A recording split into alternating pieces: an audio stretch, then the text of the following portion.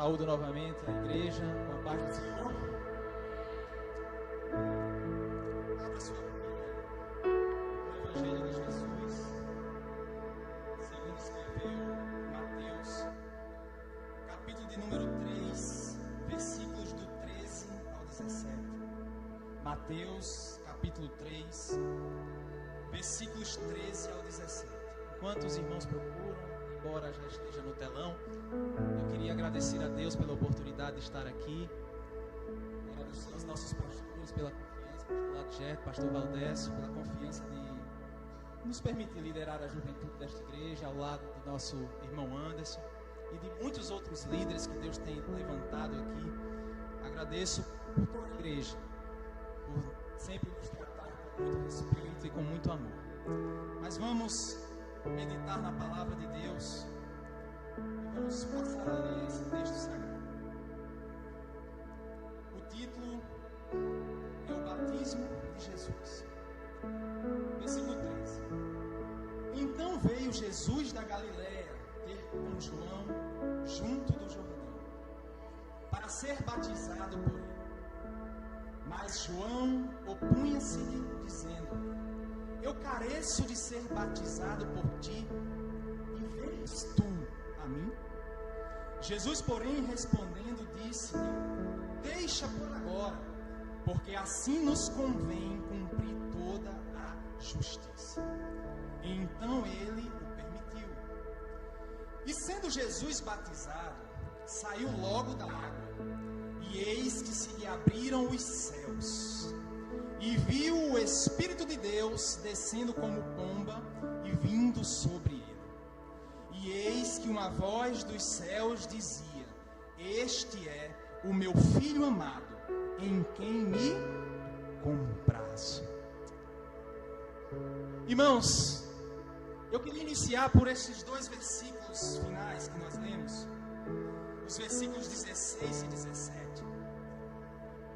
Esse texto, ele me impressiona muito e ele é extraordinário, porque é uma revelação cristalina, é uma revelação clara da ação da Trindade em meio à humanidade.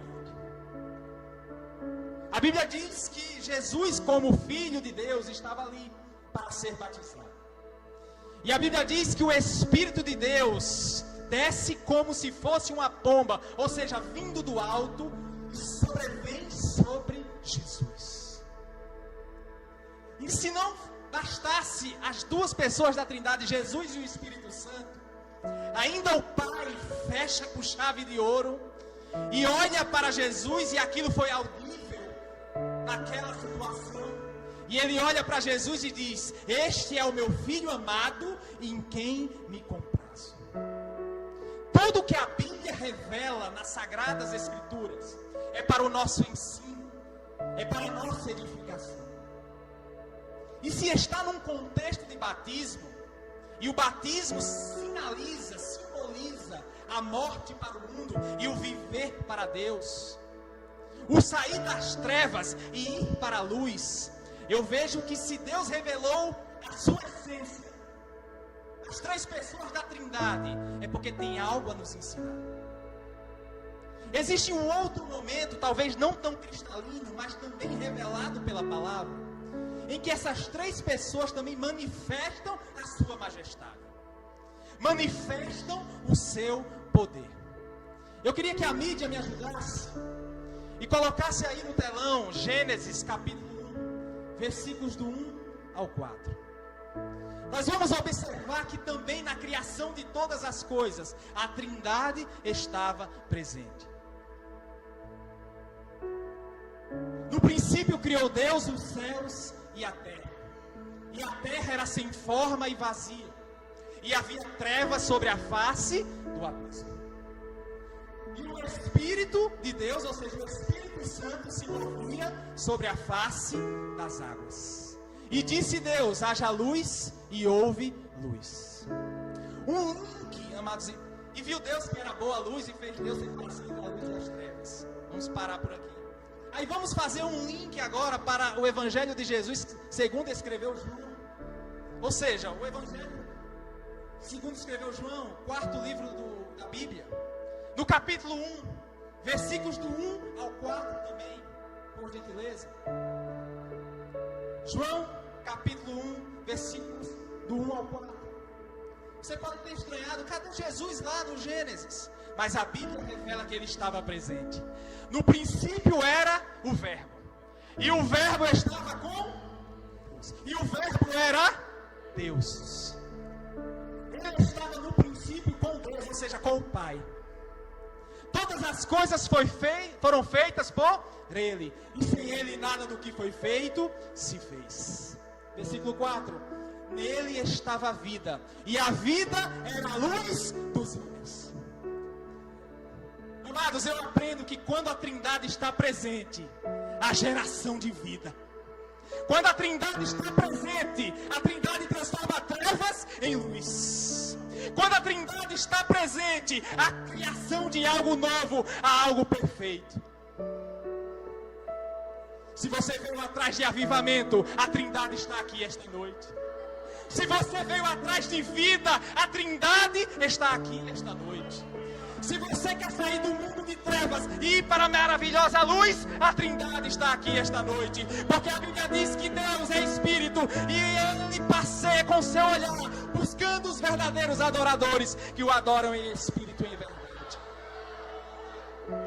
O Espírito Santo passeia entre nós. Ele está dentro aqui dos filhos de Deus, porque Ele também busca convencer o pecador da justiça e do juízo. E Jesus prometeu que onde estivesse 2 ou 3 reunidos em nome dele, Ele estaria presente. A Trindade está aqui esta noite. Louvado seja o nome do Senhor. Mas esse Deus maravilhoso, esse Deus todo poderoso, onisciente, onipresente, onipotente, que poderia ter feito tudo só, pastor Ladger. Ele é tão misericordioso, Ele é tão cheio de graça, que Ele também quer nos fazer participante desse projeto. Projeto de geração de vida, projeto de salvação de pessoas que estão nas trevas para irem para a luz. Um projeto de criação de algo novo, um projeto de perfeição. E Ele nos chama para esse projeto. Certa vez eu falando com alguns jovens, eu disse que Deus ele age como um pai. Que muitas das vezes, quando tem um filho menor, o pai chama para alguns afazeres domésticos, como por exemplo lavar um carro. Ele sabe que o filho ainda não tem aquela capacidade toda para lavar um carro. Muitas das vezes o filho vai até atrapalhar um pouco aquele serviço, porque ele ainda não tem a coordenação motora. Mas Deus ele age como um pai que quer, na verdade, a presença do filho. Quando o pai chama um filho para esses afazeres domésticos, o pai quer se relacionar com o filho, o pai quer preparar o filho. Então Deus chama cada um de nós esta noite para este projeto, não porque somos capazes, mas porque Ele quer se relacionar conosco. E isso fica muito claro no texto que está aqui em Mateus, voltando um pouco a alguns capítulos. Capítulo de número 1. A Bíblia aqui traz a genealogia de Jesus. E estes personagens aqui eram imperfeitos como eu e você. Não tinha nenhum super-homem, né, irmão Amizadai aqui? Nenhuma super-mulher. Eram pessoas sujeitas às mesmas paixões que nós. Tudo isso está escrito não para encher a Bíblia, porque muitas das vezes a gente passa por esses versículos aqui da genealogia, né, pastor Ladger? Muito apressadamente. Mas aqui também tem um ensino. Quando nós vemos a genealogia, nós estamos aqui diante do cumprimento da promessa, porque Jesus viria da linhagem de Davi.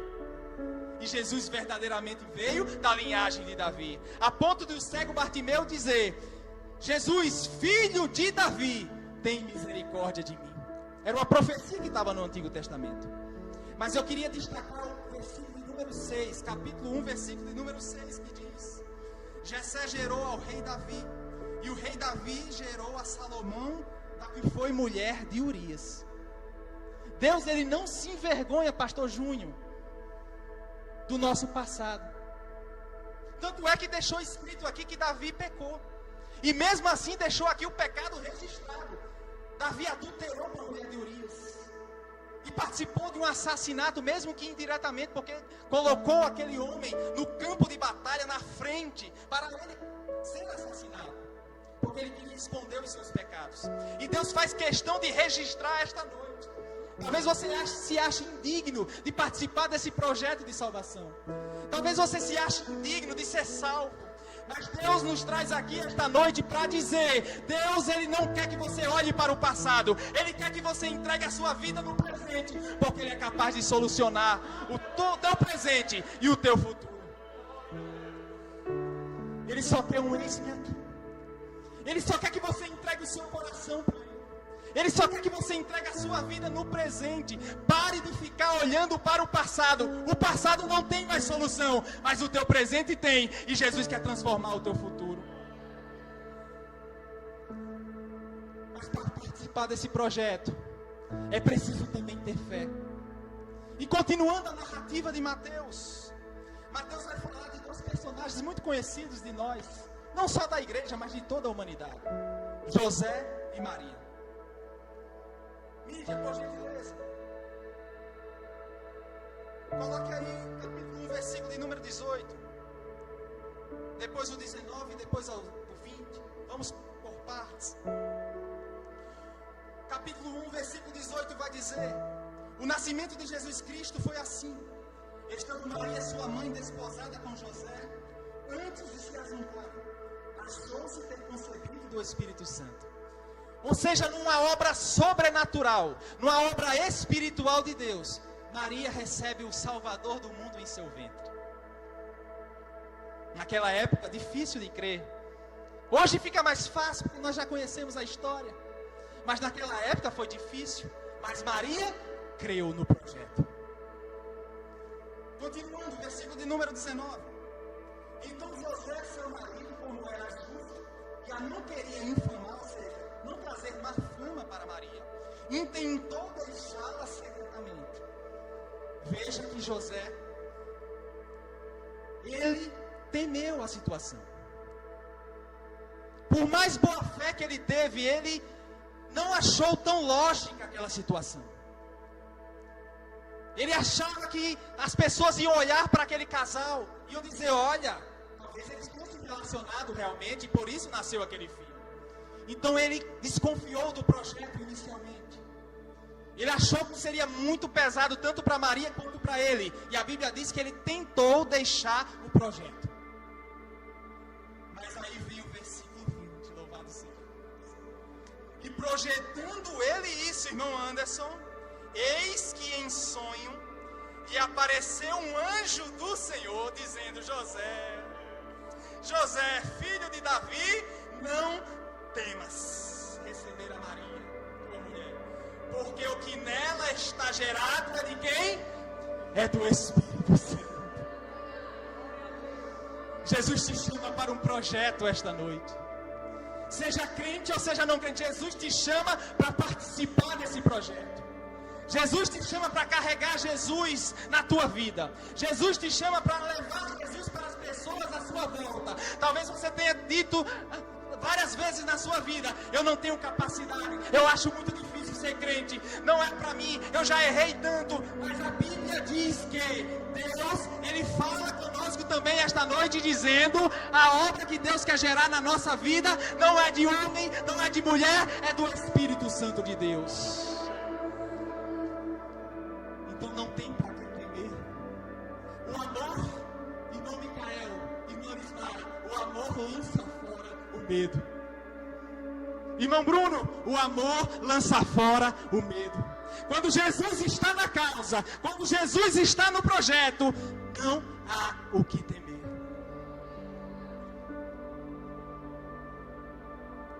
Mas nós não podemos mentir. O próprio Jesus, Ele não chamou pessoas dizendo: vai ser só maravilhas.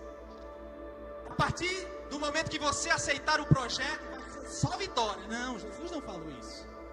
Jesus falou que no mundo teríamos aflições, mas que tivéssemos bom ânimo, porque Ele venceu o mundo.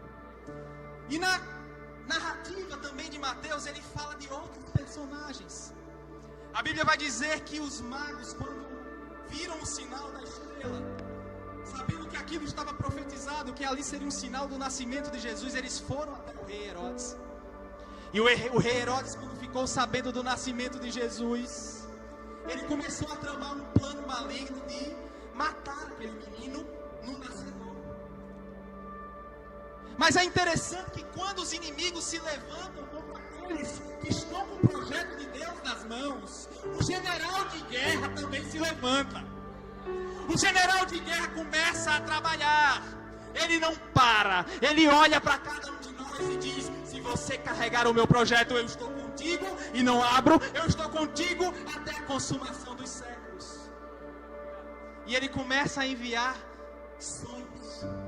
Ele manda os sonhos primeiro para os magos, dizendo: olha, não volte para o mesmo caminho que vocês vieram, porque o Herodes há de matar aquele menino. E os magos vão para outro caminho, porque os magos também participaram do projeto. E aí, não satisfeito, claro, porque Deus ainda tinha um plano a ser cumprido, ele envia 2 sonhos para José, pastor Valdez. O primeiro sonho para José é: ei, vai com a tua esposa, este menino que é o meu filho, e vai para o Egito se resguardar. E o outro sonho é quando Herodes tinha morrido. Aí ele envia outro sonho para José e diz: agora é hora de você voltar para Israel. Eu aprendo aqui, amados irmãos, que tem hora que Deus, Ele vai mandar a gente avançar. Mas tem hora também que Deus vai dizer: ei, é hora de se resguardar. Mas você nunca vai ouvir Deus dizendo: deixe o projeto, largue o projeto. Não, Deus, Ele vai sempre dizer: mantenha o projeto perto de você. E o projeto é quem? É Jesus. É carregar Jesus na nossa vida. É levar Jesus às pessoas à nossa volta. Tem hora que vai ter que marchar, né, irmãos? Tem hora que o mar vermelho vai abrir e Deus vai dizer: fala para o povo que marche. Mas tem hora que Deus vai dizer: ei, fique resguardado. Coloca o menino no cestinho para ficar resguardado. Coloca a tua vida mais resguardada. Se esconde no meu esconderijo e eu te protejo de todo mal. Mas o importante é receber Jesus nas nossas vidas e andar com Ele todos os dias e levar Ele às pessoas a nós. Mas continuando a narrativa de Mateus, e aqui, amados irmãos, eu faço um parênteses. Eu falo para os jovens dessa igreja. No início do ano, Deus colocou um propósito no meu coração. Tenha mais vida devocional, mais vida no altar, Eduardo. Seja um testemunho melhor de cristão, Eduardo. Esteja mais unido com as pessoas à sua volta. Prime pela comunhão uns com os outros. E eu tenho falado isso, meus irmãos, para a nossa juventude. Vida devocional, testemunho cristão, unidade e comunhão. Esses vão ser os nossos lemas para este ano, em nome de Jesus. E com relação à vida devocional, Deus falou: começa a ler a palavra. Você tem que ler a palavra toda durante um ano. E eu estou também recomendando para os jovens aqui da nossa igreja. E eu comecei pelo livro de Mateus.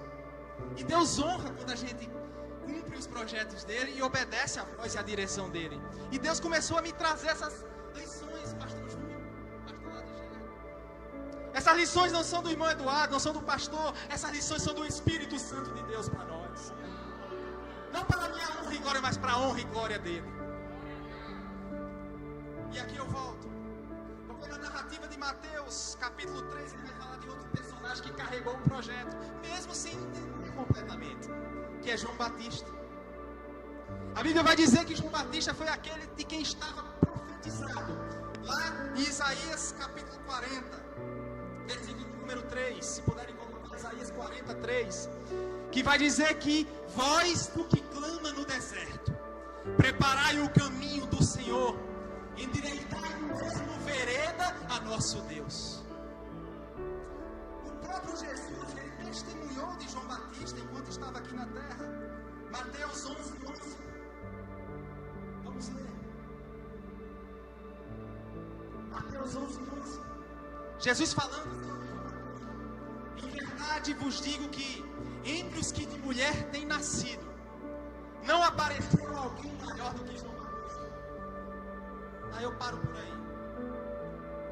Mesmo com toda essa importância no projeto, mesmo com muitos seguidores que seguiam ali João Batista no Rio Jordão, em que ele batizava nas águas para arrependimento dos pecados, como ele mesmo diz, ele nunca se exaltou. Ele nunca buscou seguidores para si mesmo, pastor Ladgerd. Pelo contrário, ele disse que aquele que viria após ele seria mais poderoso do que ele. E ele disse mais, ele disse que não era digno de desatar as correias da sandália daquele que viria depois dele. Em outra passagem ele vai dizer: eis o Cordeiro de Deus que tira o pecado do mundo. E ele vai dizer ainda: mais importante é que ele cresça e que eu diminua. Para carregar o projeto de Deus eu aprendo que tem que ter humildade. Para carregar o projeto de Deus eu aprendo que tem que se humilhar aos pés de Jesus. E tem que dizer: Jesus, eu sou um pecador e eu preciso de você. Eu preciso do teu senhorio. Eu preciso da tua presença. Me transforma, Senhor. Muitas das vezes perdemos as oportunidades porque nos achamos muito autossuficientes. E eu era assim. Eu achava que não tinha erro. Eu achava que era uma pessoa boa. E enquanto eu achava que era uma pessoa boa, que não precisava de médico, que não precisava de ninguém para me ajudar, eu ia de água abaixo. Eu me afundava cada vez mais. E minha família ia junto comigo. Mas quando eu entendi que eu sou um necessitado, que eu sou um doente e preciso do médico dos médicos, ele me restaurou. E continua me restaurando. É aquela pessoa que tem uma doença grave e que precisa todos os dias vigiar, todos os dias buscar um médico para fazer exame. Assim somos nós. Nós não somos melhores do que ninguém. Nós precisamos do médico dos médicos todos os dias das nossas vidas.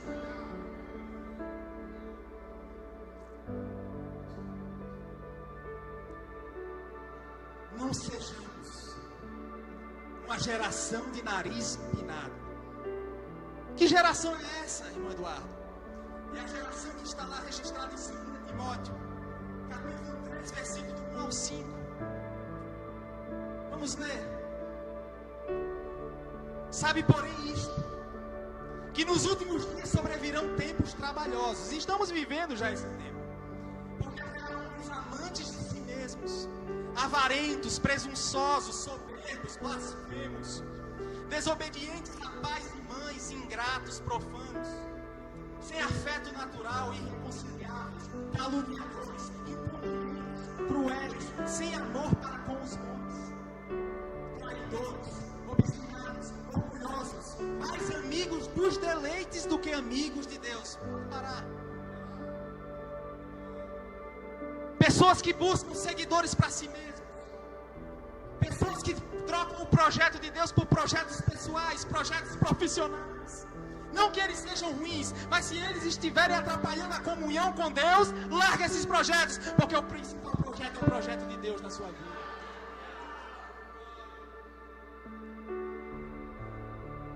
Precisamos, e eu creio que aqui não há essa geração presunçosa, soberba.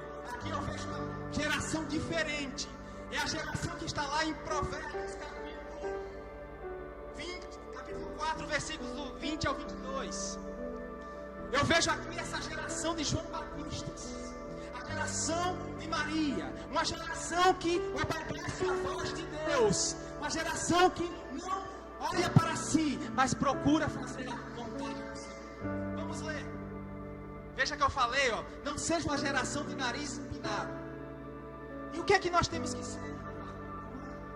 Filho meu, atenta para as minhas palavras.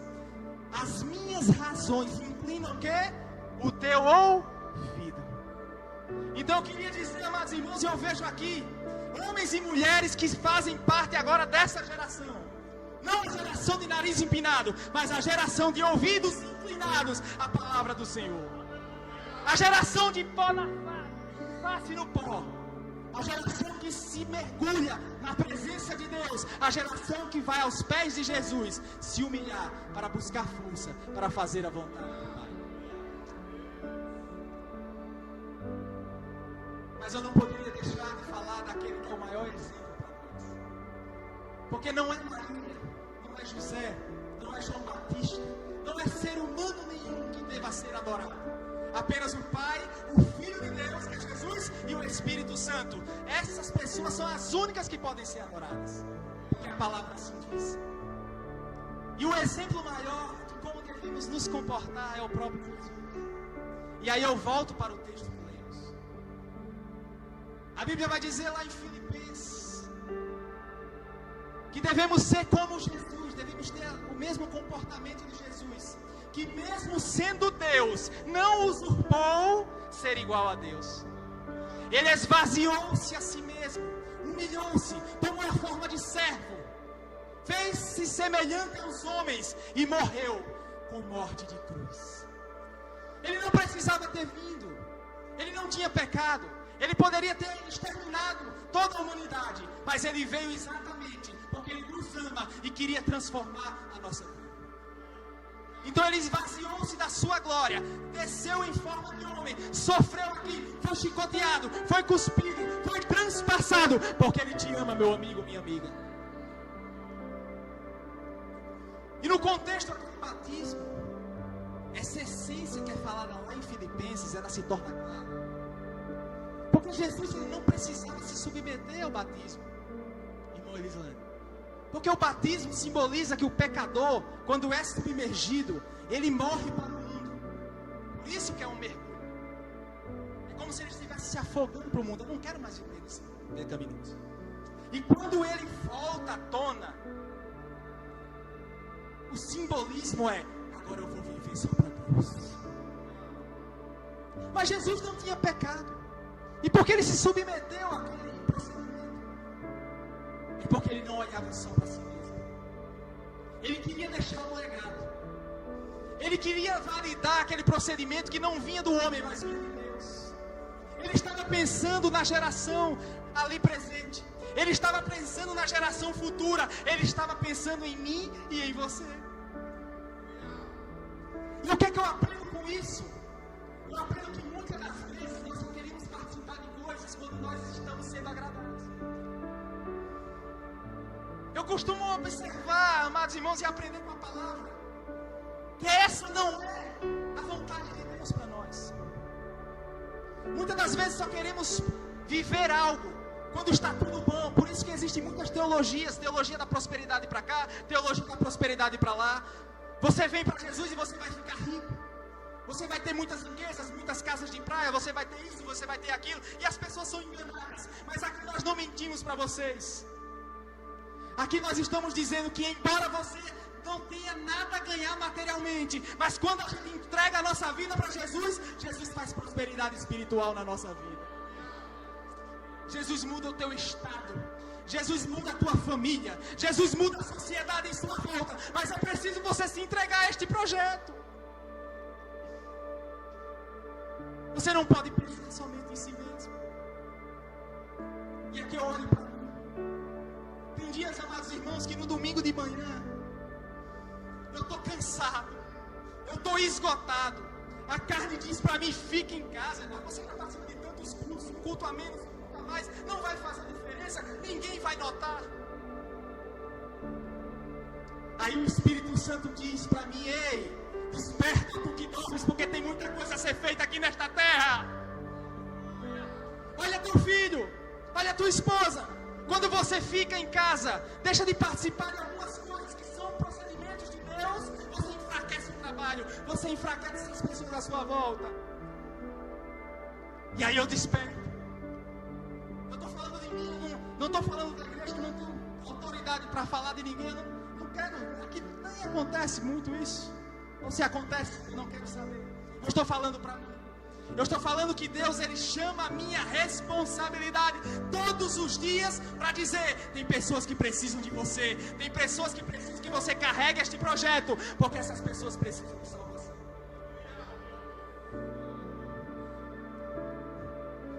Jesus chama a uma responsabilidade esta noite.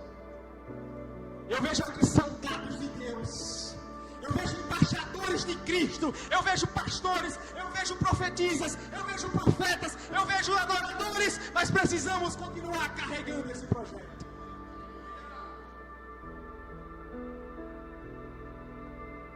Talvez você tenha chegado nesta noite aqui, dizendo: eu sou incapaz, eu não sou digno de nem entrar nessa igreja.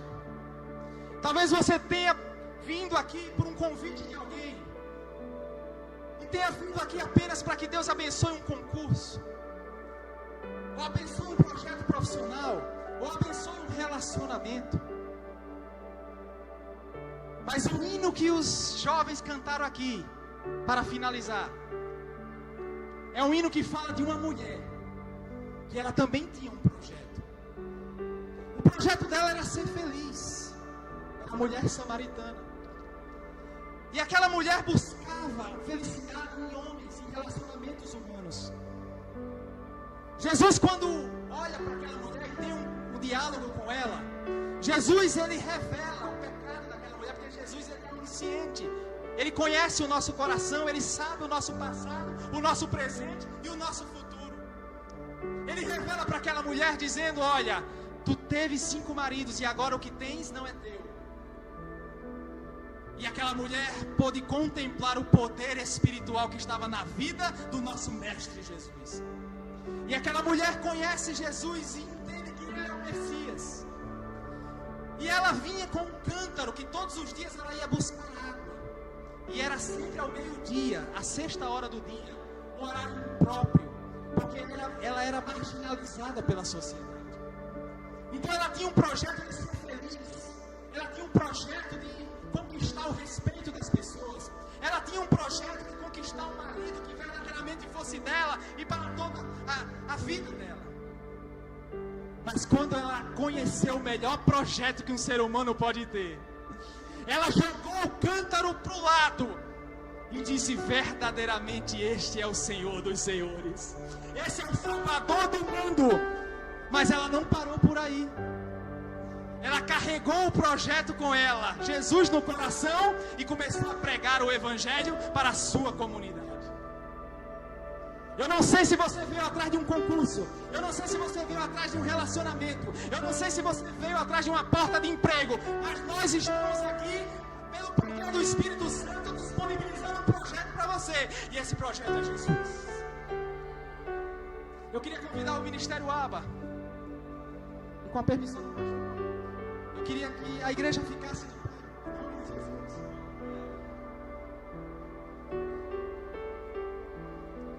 Esse projeto, amada, esse projeto é o projeto mais especial que você poderia ter. Talvez você tenha ido para muitos encontros aí de coaches. Talvez você fique zapeando na internet atrás de um conselho profissional. Mas Jesus está disponibilizando para você a mudança de vida, o algo novo que você precisa, e todas as coisas vos serão acrescentadas. Vamos adorar. Junto ao poço estava eu, quando um homem judeu viu a sede que havia em mim. Sem me ouvir, conheceu e me ofereceu uma água que jorra sem fim. Dá-me de beber, pois tenho sede. Não quero mais buscar. Só quem está com sede de mudança de vida, só quem está com sede de Jesus, glória a Deus, comece a glorificar, comece a pedir o batismo do Espírito Santo, comece a pedir o enchimento de poder para continuar o projeto que Deus lhe entregou. Uma vez que eu já ouvi teu falar, tu és por quem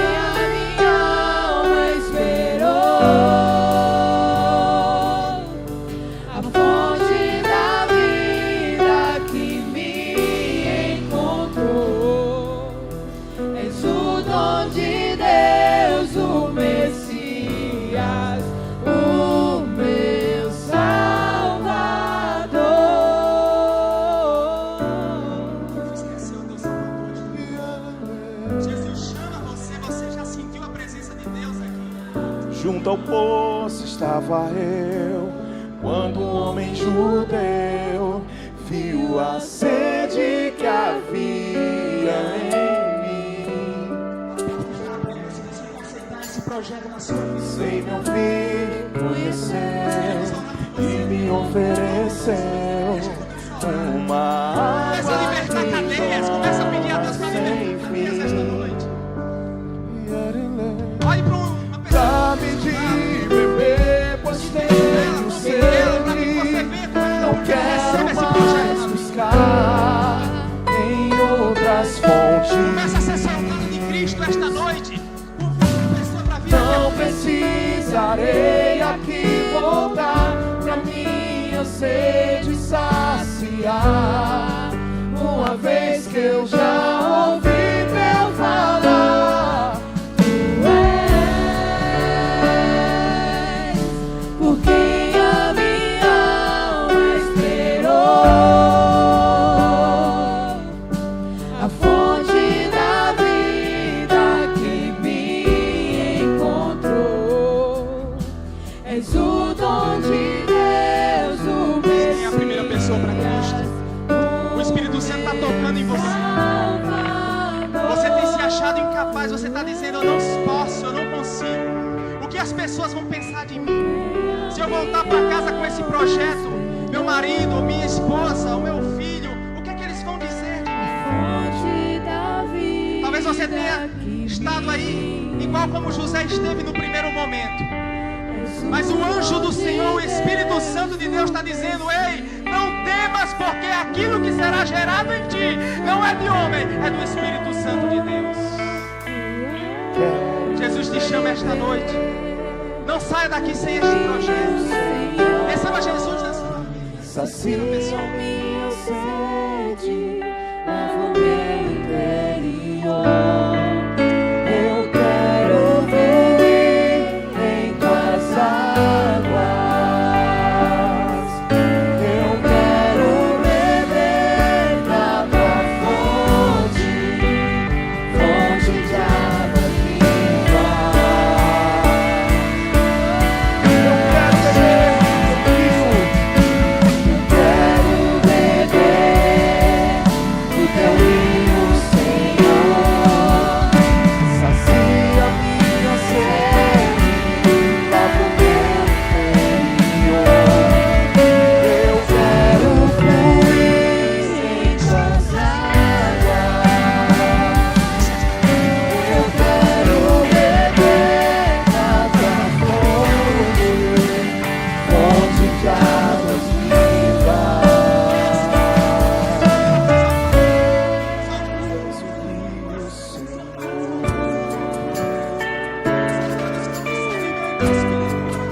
Há quanto tempo você não fala em línguas? Há quanto tempo você não se profetiza? Mas Deus tem um plano na tua vida. Entrega-se a Jesus. Recebe Jesus como projeto na tua vida e passa a fazer a vontade do Senhor. Que eu venha ser uma pessoa mais crente a cada dia. E jovens, mergulhem na palavra. Jovens, não olhem só para si. Não esperem só pelo pastor Ladigerne. Não esperem só pelo pastor Valdécio. Não esperem só pelos líderes da juventude. Tem pessoas lá de vocês que precisam da ajuda de vocês.